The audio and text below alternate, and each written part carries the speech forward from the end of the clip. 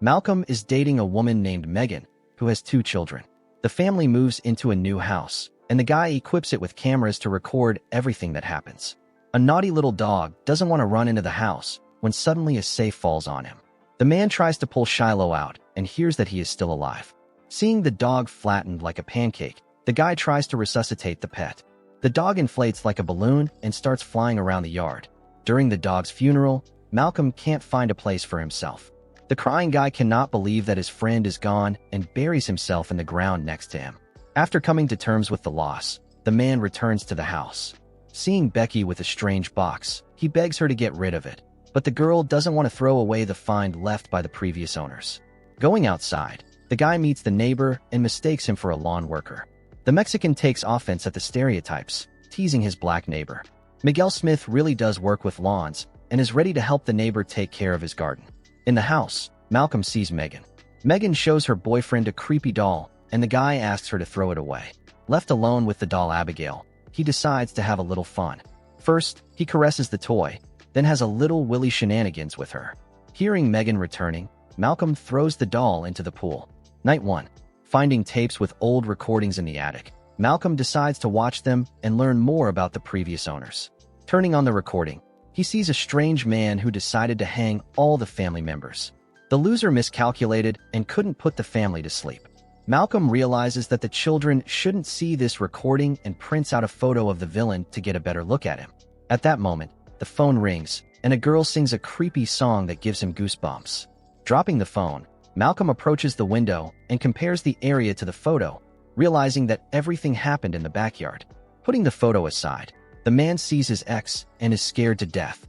Megan enters the room and sees her boyfriend's erratic behavior, after which they argue intensely. In the evening, the blonde seduces her beloved. She is not bothered by the cameras or the doll watching them. Malcolm likes Megan's boldness, and they go at it all night. The next day, he reviews the evening's footage and sees that the doll moved, watching their entertainment. Malcolm shows the video to his girlfriend, but she only focuses on looking fat and demands that he delete the video. Receiving an incoming message, the man sees that Abigail is writing to him. It turns out the doll has a social media page where she posts her photos and claims she is dating Malcolm. A minute later, another message arrives with several spicy pictures that Abigail sent to her boyfriend.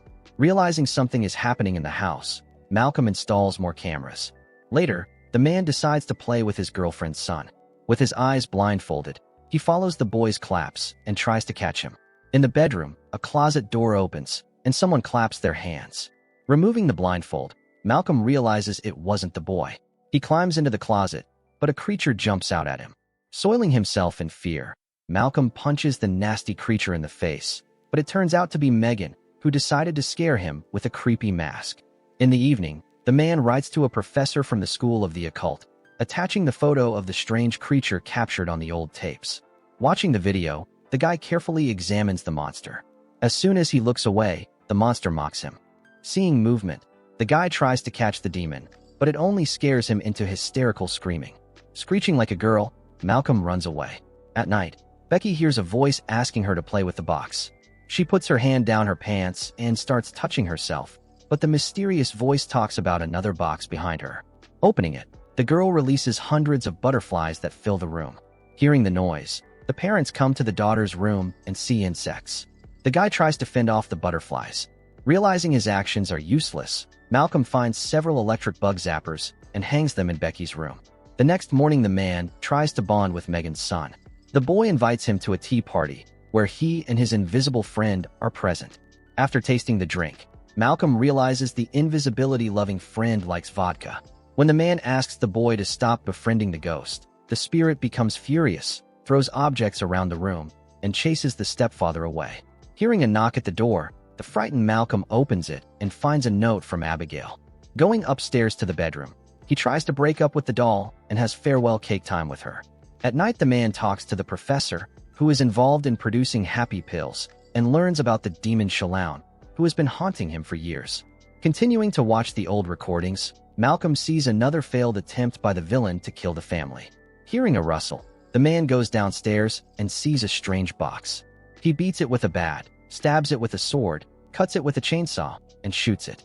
His wife, running in from the noise, tells him that the box held a puppy she planned to gift him. Opening the box, Malcolm sees Shiloh too and decides to put him out of his misery. In the morning, the man tries to talk to his wife and explain that something strange is happening with the children. She doesn't consider herself a bad mother and ignores him. Going outside, he sees the mutilated car and Abigail sitting in it. The neighbor, noticing the car, decides to help and gives the number of a relative who can repair the damage. Malcolm is driven even crazier when he finds Kisha in the kitchen, who has long slept the eternal sleep. The girl calmly talks to Megan, then says goodbye to her ex and leaves. Malcolm talks about his past relationship, their good moments, and their problems.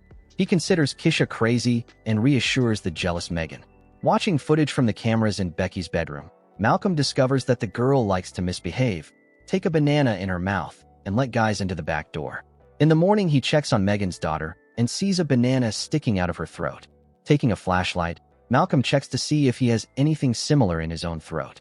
Contacting the professor again, the man asks for help, but the professor is arrested and thrown into jail before he can answer. Seeing that the doll burned his clothes, the man invites Miguel to the house and tells him what's happening.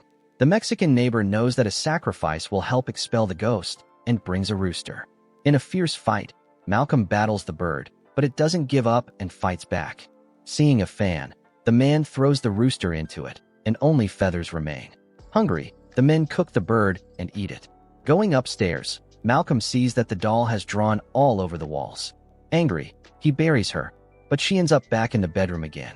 The attempt to send Abigail to Taiwan or to break her into pieces and burn her also fails.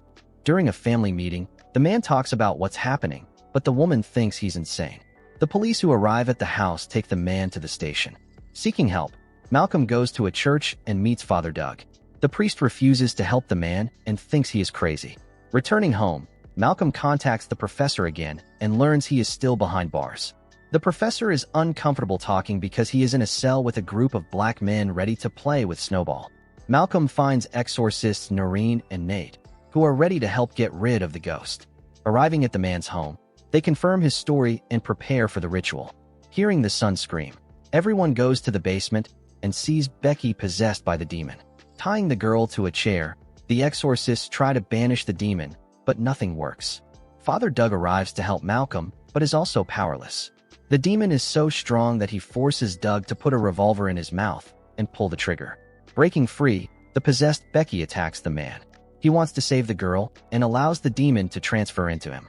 Seeing this, the wife and the exorcists beat the man, and he manages to expel the demon, trapping it in the box. The exorcists leave, taking not only the box, but also the doll. Malcolm and Megan watch TV when they suddenly hear a strange noise. They ignore it, but soon possessed Kisha appears behind them. The ex breaks Megan's neck, and Malcolm manages to escape. Later, Ray arrives at the house with his friends, intending to help his buddy. He finds Becky's and Megan's bodies, then goes to the basement and finds Malcolm's body. It turns out he is alive and pretending to catch Kisha. The basement door opens, and the possessed ex of Malcolm comes down the stairs, ready to have a wild time with black men. And that's how the movie ends.